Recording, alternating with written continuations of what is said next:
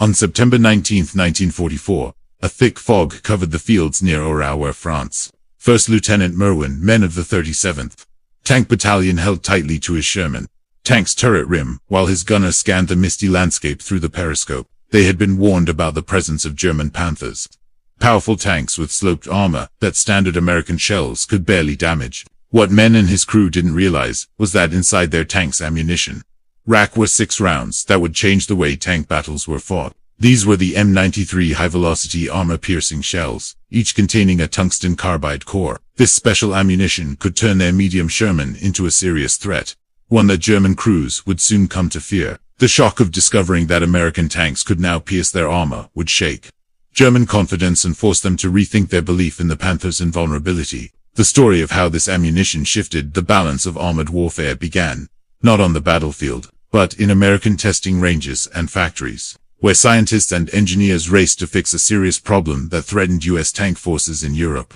Early in 1944, the U.S. Army faced an issue no one had fully expected. The M for Sherman, the main American tank, was meeting German tanks that it couldn't destroy from the front. The German Panther, built to counter the Soviet T-34, had a powerful 75mm gun and 80mm of sloped frontal armor that acted like 140mm of solid protection. American intelligence had underestimated how many Panthers would appear in battle and how advanced they were. By June 1944, when the Allies landed in Normandy, about 38% of German tanks in the area were Panthers, far more than expected. Even though many of their crews were inexperienced, the Panthers' strong armor made them nearly untouchable from the front. Most Shermans in Normandy carried the 75mm M3 gun, which couldn't penetrate a Panther's front armor at any range. Their shots simply bounced off, while the Panther could destroy them from over 2 kilometers away. Even the newer 76mm M1 gun, introduced in July 1944,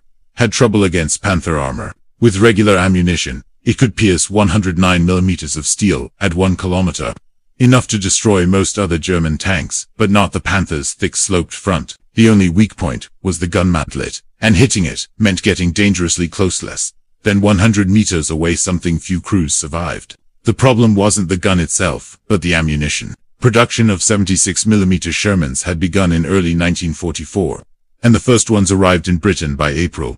But American commanders didn't send them into combat on DID. Crews hadn't trained enough on the new weapon, and maintaining 2 different shell types complicated logistics. Most commanders also believed the 75mm gun would be enough. That assumption proved wrong. By July 1944, reports from Normandy described how ineffective the 75mm shells were. When General Dwight Eisenhower heard that even the 76mm couldn't destroy a Panther, he was furious. A board of officers soon confirmed what tank crews already knew: American guns couldn't defeat Panther tanks from the front. General Omar Bradley immediately ordered all 76mm Shermans to the front. On July 25th, during Operation Cobra, they entered combat for the first time. The results were disappointing. The 76mm was better than the 75mm, but still couldn't penetrate the Panther's frontal armor. Sherman crews had to aim for the sides or the gun mantlet at close range, both extremely risky tactics. The real solution came from new technology. By mid-1944,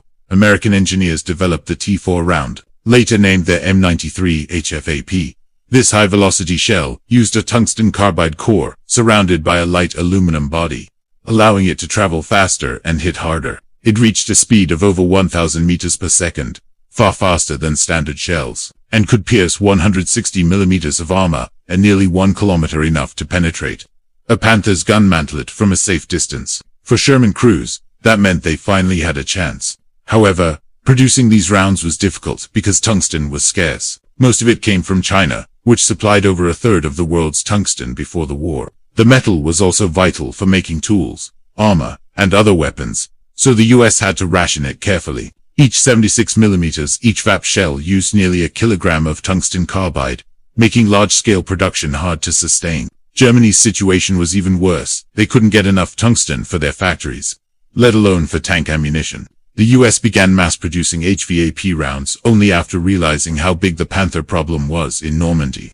By late 1944, production had increased but still couldn't meet demand. Most Sherman tanks received only a handful of these powerful rounds, 5 or 6 per tank. When they finally arrived in Europe in August 1944, tank crews were still struggling in Normandy's hedgerows. where visibility was low and German tanks had the advantage. The Panthers usually hid in well-prepared positions, showing only their turrets, while staying nearly impossible to hit from the front. Many American crews avoided direct combat, calling for artillery or air support instead. The Sherman's reputation suffered, and crews feared it would burn easily when hit. The arrival of HVAP ammunition started to change their confidence, though progress was slow due to the small supply and lack of training. The first real test of HVAP rounds came during the fighting in Lorraine, where open terrain allowed longer-range tank battles. By September 1944, General Patton's Third Army was deep in France, pushing toward Germany, even as fuel and supplies ran dangerously low. The 4th Armored Division,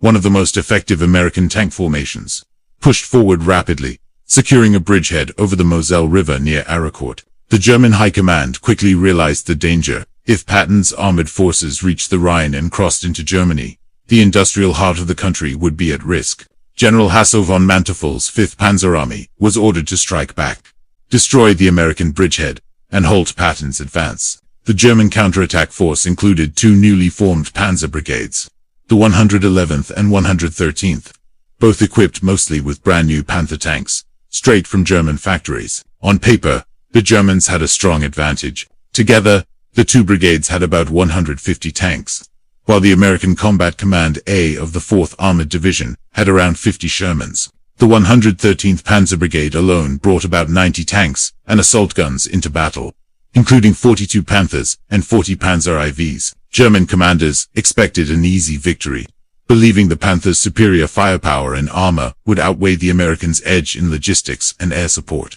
They were wrong. The Battle of Aricourt, lasting from September 18th to 29th, became the largest tank battle fought by American forces before the Battle of the Bulge.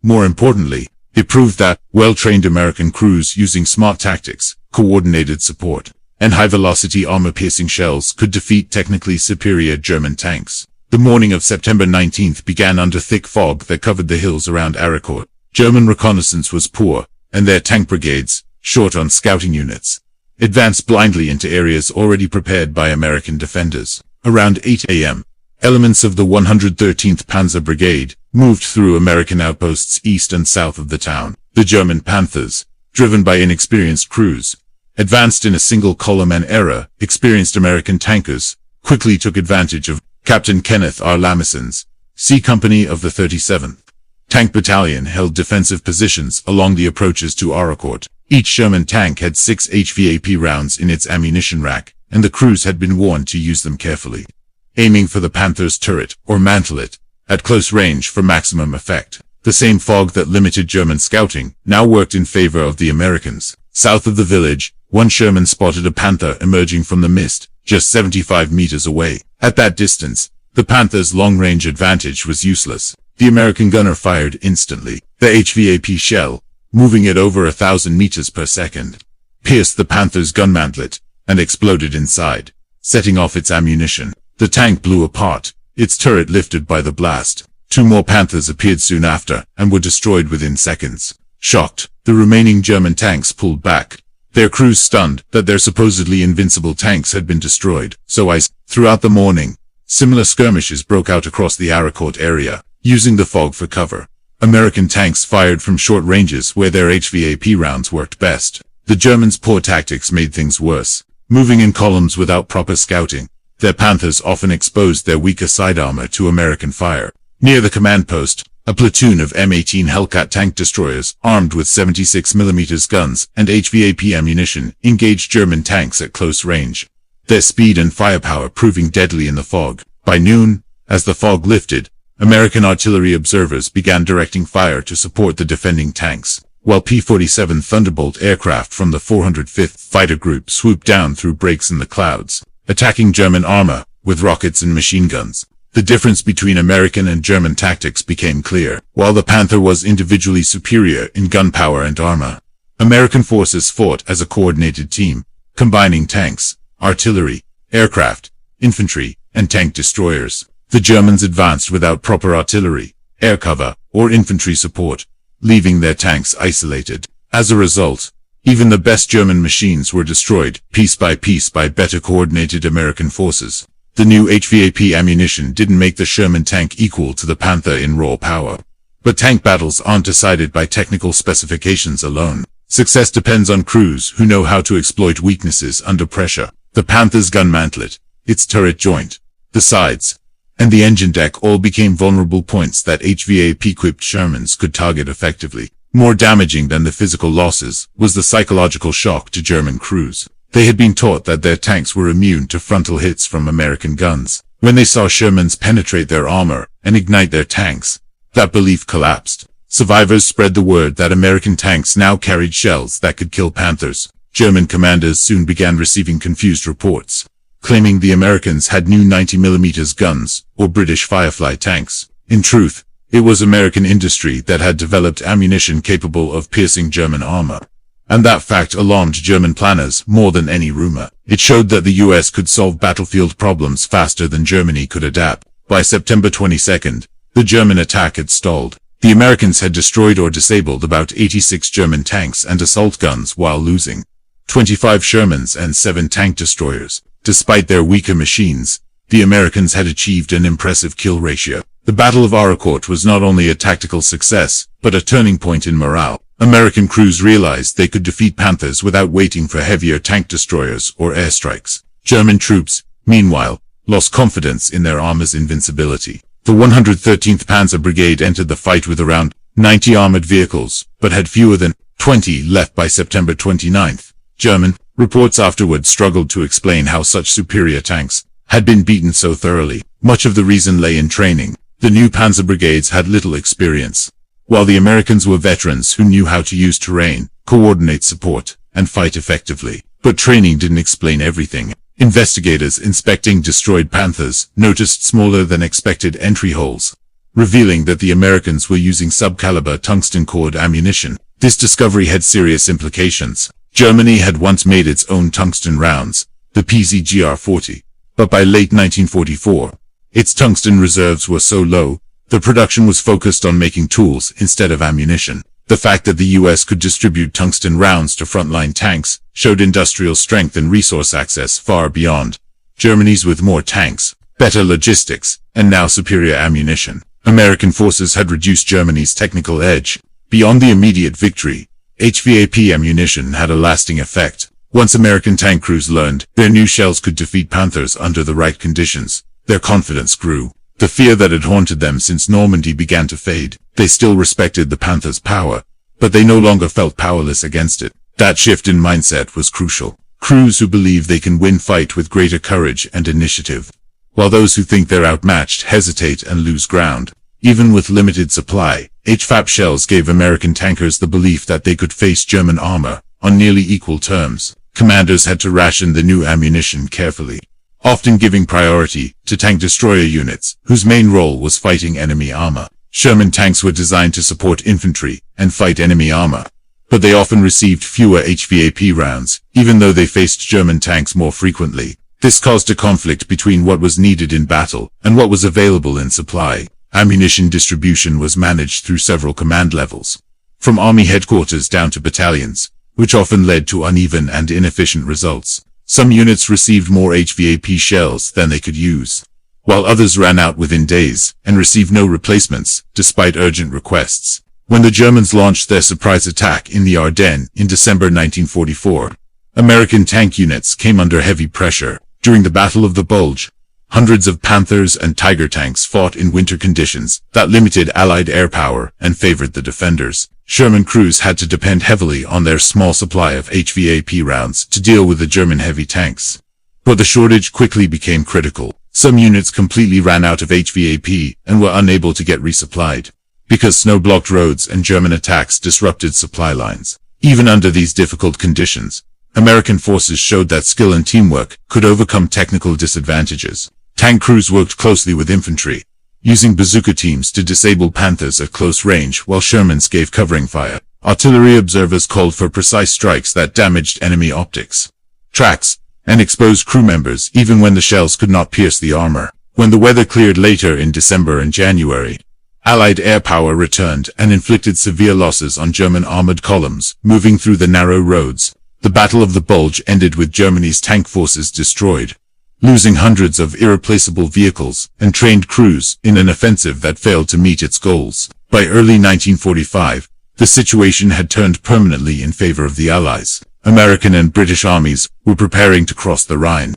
while Soviet forces in the east had broken through German defenses and were advancing rapidly. German industry was collapsing under the effects of Allied bombing, loss of important territories, and shortages of key materials like fuel and tungsten. Panther production, which had reached nearly 4,000 tanks in 1944, dropped sharply in 1945 as factories were bombed, supply routes destroyed, and raw materials ran out. Even the tanks that were built often couldn't be used because there was no fuel. Many German crews were forced to abandon their tanks without even engaging in combat. Although HVAP ammunition was a great improvement, it still had weaknesses. The tungsten carbide core, while powerful, was brittle and could break on impact at lower speeds below about 2,300 to 2,500 feet per second. This meant the rounds were less effective at long distances, and their best range against Panther mantlets was around 1 kilometer. Beyond that, the core was more likely to shatter. American crews learned this through experience, sometimes painfully. Those who fired HVAP from too far away wasted precious rounds and risked being hit by German tanks that could fire accurately from longer ranges. Training on HVAP use was often limited, since the ammunition arrived before proper manuals or instructions were ready. So many crews learned how to use it effectively through trial and error in combat. One example came from Sergeant Francis Baker on November 20, 1944. His Sherman, armed with a 76mm gun and HVAP rounds, engaged a Panther from about 800 yards. His gunner fired 7 rounds and saw them hit, but none penetrated the shots, bounced off the sloped side armor. Though the Panther withdrew and the encounter wasn't a total loss, it reminded crews that HVAP wasn't a guaranteed solution. Success still depended on tactics, good aim, and the right range and angle. Later analysis confirmed HVAP's mixed results. It was highly effective against the Panther's gun mantlet, at ranges under 1,000 meters, often destroying the tank completely when it hit. But against the thick, sloped glacis plate, it performed poorly, except at close range or favorable angles, since the rounds could deflect or shatter on impact. This meant Sherman crews still needed to flank enemy tanks whenever possible. The ammunition gave them a fighting chance, but didn't make the Sherman equal to the Panther. During the Korean War, starting in June 1950, HVAP saw action again. The newer M4A3E8 Shermans with 76mm guns fought Soviet-made T-34 85th tanks, used by North Korean and Chinese forces. Unlike in World War II, tungsten was no longer scarce, and plenty of HVAP rounds were available. American crews found the ammunition extremely effective. The T-34 85's armor was far weaker than the Panthers and could not stop tungsten core shells at normal combat distances. The Shermans achieved excellent kill ratios thanks to both crew skill and abundant HVAP supply. For World War II veterans, this was bittersweet. The ammunition that could have made a bigger difference in Europe was now fully available only years later. After the war, German officers and engineers studied captured American HVAP rounds and admitted their effectiveness. They realized that US industry had perfected tungsten core ammunition better than Germany had. Even though the Germans had invented the basic idea, Germany's own tungsten core rounds, like the PZGR-40 series, were never produced in large numbers due to material shortages. By late 1944, US production, though limited, was still far higher than what Germany managed. German tank crews later said that the discovery of improved American ammunition made them feel more vulnerable and forced them to be cautious, relying more on defense. This shift in mindset cost them initiative, while the Allies' coordinated tactics made German advantages less useful. The psychological blow of losing confidence in their armor added to their overall decline. German engineers who examined recovered HVAP rounds found that the US design made efficient use of tungsten, using a light aluminum body to achieve high speed and energy, while conserving tungsten for the dense core. They understood its strengths but couldn't copy it by late 1944. Germany's factories were focused on keeping up with existing tank and shell production, rather than developing new designs. They lacked the tungsten, time, and stable facilities needed for innovation. As a result, German tanks fought the last year of the war with outdated ammunition, while American technology kept improving. The lessons of battles like Ericourt showed that American strategy built on mobility, teamwork, logistics, and industrial strength could overcome even the best German tank designs and tactics. German commanders had built their 1944 Panzer brigades around the Panther tank's impressive capabilities, believing its superior armor and firepower would make up for the crew's inexperience and limited support. This assumption turned out to be disastrously wrong. The lesson was clear to all who studied the battle. While advanced weapon designs provided advantages, true success in warfare depended more on coordinated tactics, strong logistics, and well-trained soldiers. The effect of HVAP ammunition went beyond its technical features. For American tank crews who had struggled against Panthers using standard shells in Normandy, the arrival of HVAP brought new hope. It didn't remove the Panthers' threat completely, but it gave them a realistic chance of scoring a hit when conditions were right. This boost in morale led to bolder, more confident fighting. For the Germans, learning that American tanks could now damage them frontally changed everything. Otto Carius, a famous German tank ace, later described how much the feeling of invulnerability mattered to crew morale. Once that confidence faded, performance dropped noticeably. Panther crews who knew their mantlets could now be penetrated became more hesitant and cautious in combat. The development of HVAP ammunition also revealed larger truths about industrial and technological competition in war. Both the US and Germany had skilled engineers who understood ballistics and armor design. Both saw the value of tungsten core ammunition early on and built working prototypes. The real difference was not scientific, but industrial. American factories could produce HVAP in enough numbers to make a real impact, while German industry barely produced enough for testing. This same imbalance appeared across many types of weapons during the war. Germany often built technically superior equipment, but not in the quantities needed to change the outcome. American production, though less sophisticated, was overwhelming in scale. Around 49,000 Shermans were built compared to just over 6,000 Panthers. And with ammunition improvements like HVAP narrowing the gap, that advantage became decisive. The veterans of the Battle of Aracourt carried these lessons with them long after the war. Lieutenant Colonel Creighton Abrams, who commanded the 37th Tank Battalion there, later became Chief of Staff of the U.S. Army. The M1 Abrams tank was named after him, designed with a powerful 120mm gun and advanced ammunition continuing the same principle that HVAP represented in 1944. German veterans who later joined the West German Army brought their own lessons. They had seen how technological superiority meant little without the logistics and resources to sustain it. West German doctrine during the Cold War focused on quality and training, while accepting they could not match Soviet numbers. They also prioritized ammunition effectiveness, leading to the development of the Leopard 1 and Leopard 2 tanks, whose ammunition reflected the same understanding that crew skill and round performance were just as important as armor. When Germany surrendered on May 8, 1945, the immediate need for HVAP ammunition ended. American engineers examining destroyed German tanks confirmed that HVAP rounds had been effective, especially against turret fronts and mantlets, but rarely penetrated the glacis plate. These results reinforced American doctrine that emphasized maneuvering for better angles of attack. Post-war studies concluded that while HVAP made a meaningful difference in combat, the decisive elements of victory were numerical strength, superior logistics, complete air control, and effective combined arms tactics. The change in American tank crews from 1944 to early 1945 was dramatic. Those who had once feared Panthers became more confident thanks to combat experience, better equipment, and access to HVAP rounds. This confidence translated into greater aggressiveness and smarter risk-taking. HVAP did not single-handedly win battles, but it contributed significantly to morale and performance. The influence of HVAP carried forward into modern tank design. After 1945, American doctrine emphasized the importance of ammunition just as much as armor or mobility. Modern rounds made from tungsten alloys or depleted uranium follow the same basic idea. Concentrate massive kinetic energy in a small, dense projectile, moving at extreme speed. This concept, first proven in 1944, evolved into today's advanced armor-piercing ammunition used by tanks worldwide. Soviet and later Russian designs developed along similar lines, recognizing that the material and energy of the projectile are what ultimately defeat armor. The HVAP experience laid the foundation for modern tank munitions, showing that the right ammunition could balance or even overcome differences in armor protection.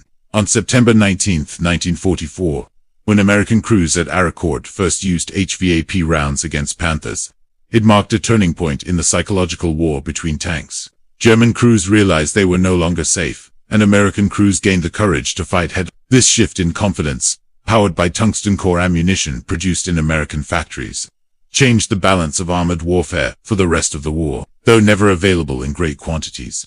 HVAP gave American tankers the means to challenge and defeat the most feared tanks of the German army. Those who fired it proved that with determination, innovation, and industrial power, even the toughest enemy armor could be overcome, a lesson that still holds true in modern warfare.